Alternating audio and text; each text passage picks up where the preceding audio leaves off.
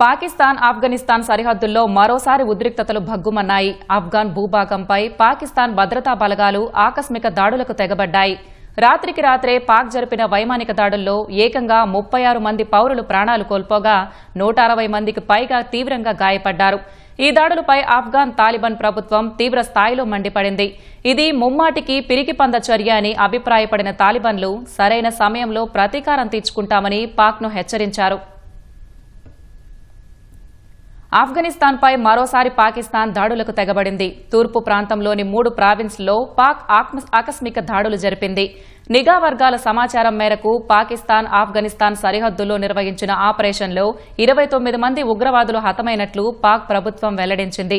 శనివారం కరాచీలోని paramilitary Rangers ప్రధాన కార్యాలయంపై ఉగ్రదాడి నేపథ్యంలో ఉగ్రస్థావరాలపై దాడులు జరిపినట్లు పాక్ సమాచార శాఖ మంత్రి అత్తా తరార్ తెలిపారు. ఉగ్రవాద స్థావరాలే లక్ష్యంగా ఈ ఆపరేషన్ చేపట్టామని సమర్థించుకున్నారు. ఖైబర్ పఖ్తుంఖ్వా, బలూచిస్తాన్, కరాచీలోని పాకిస్తాన్ రేంజర్స్ క్యాంపును లక్ష్యంగా చేసుకుని ఇటీవల జరిగిన ఉగ్రదాడులకు ప్రతిస్పందనగా ఈ ఆపరేషన్ నిర్వహించినట్లు చెప్పారు.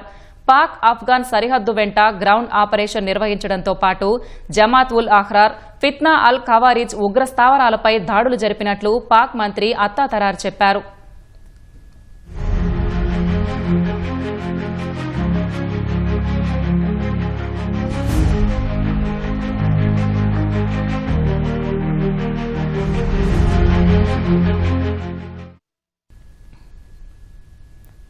భారత్ మద్దతున్న మిలిటెంట్ ఏరివేత కోసమే ఈ దాడులు చేశామన్న పాకిస్తాన్ ఆరోపణలను భారత విదేశాంగ శాఖ తీవ్రంగా ఖండించింది.